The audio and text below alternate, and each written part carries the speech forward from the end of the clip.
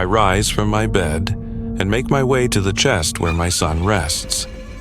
The air around it always feels different, heavy yet strangely comforting, like a bittersweet reminder of what I've lost. Slowly, I lift the lid, revealing his small, delicate form.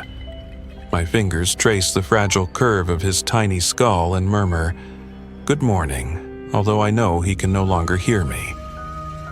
I hope he doesn't think I've abandoned him. When my son died of a fever, I refused to let him go. He was only a baby and all that I had left. So I turned to the stories my own mother had told me, the rituals and legends I'd learned in childhood. Bringing someone back from the underworld seemed simple. I scoffed at those who failed, certain my willpower surpassed theirs. I reached the fields of night, found my son's pale soul, and guided it back to his body without ever looking back. When I saw my son open his eyes again and smile at me, I thought I had made the right choice. He laughed, he ran, he played just as he had before. I even believed I could pretend nothing had happened.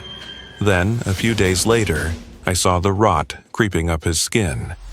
At that moment, I realized my mistake. I hadn't restored my son to life. I had only brought his soul back to his corpse. I tried to comfort him as his body decayed. He cries day and night, and only stopped when his throat rotted away.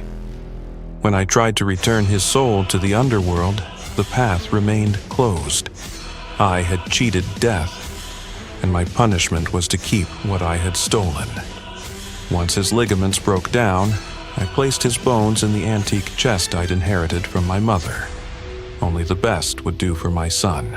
Sometimes, my son's bones lie still inside the chest for hours, even days, and I dare to hope that his soul found its way back to where it belongs. But sooner or later, his bones always begin to rattle again, and I know he's still alive. Once, all I wanted was to have my son here with me, but now I would give anything for him to die.